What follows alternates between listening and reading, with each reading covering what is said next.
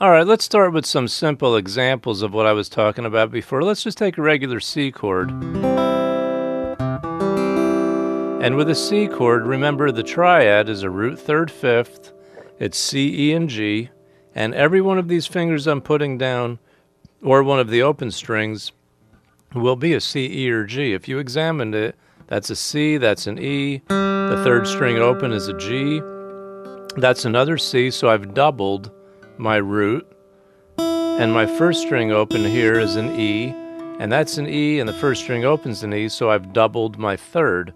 That's a C. Now if you want to, if I add this pinky here on the first string, third fret, what I've actually done there is that's still just a C chord, because that note I'm adding is a G, and if you examine a C chord, then you can see that I've doubled my fifth, because the G is the fifth. So by putting this down, I've got a G on the third string, I've got a G on the first string, and I sacrificed my E. So what I've done by adding the pinky is simply, instead of having 2/3 on 4 and 1, I now have 1/3 on 4, string 4, and then I have a G on strings 3 and 1, so I've got 2/5. Now if I would have put that pinky at the second fret, or second string, third fret, right there, what I've done is that note I've added is a D, and if you remember before I talked about the note right after the root, and in this case that's a D, so one step after C is a D, that would make that a D ninth chord.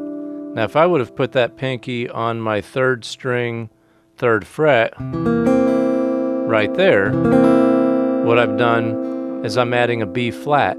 Now a B flat happens to be one full step back from the root, which is C, so that would be a C seventh chord.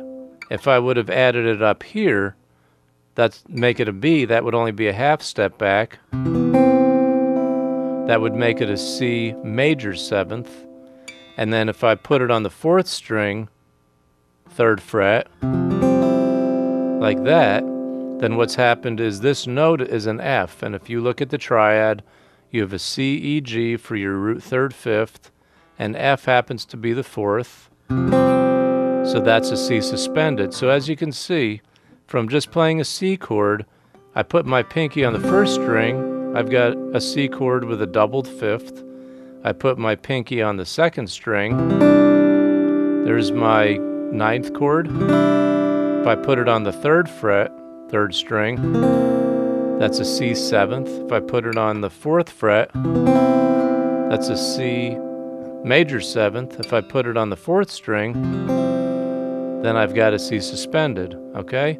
So that's just an example of what you can do there. Now if I played a D chord, a D major,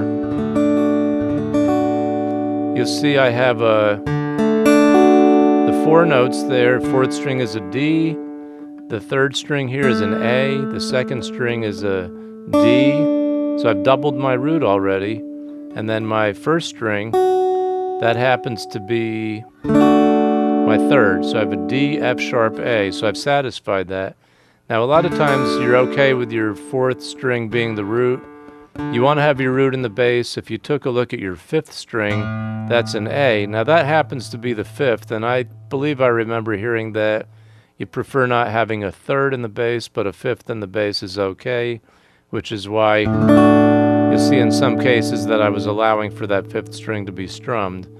Now when we talked about going from a major to a minor, this third in this chord here, the third, which is the F sharp, okay, I would have to flat that third to get a minor.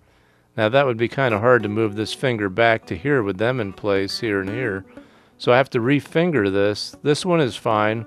If I replace my index finger on the second fret with my middle finger, I can get away with bringing that here. And there's my minor, so I've technically flatted my third to there. There's a D major, there's a D minor. Here's a really simple version. If I played an E major chord, okay, if I wanted to flat my third, an E chord, the root third fifth, is E, G sharp, and B.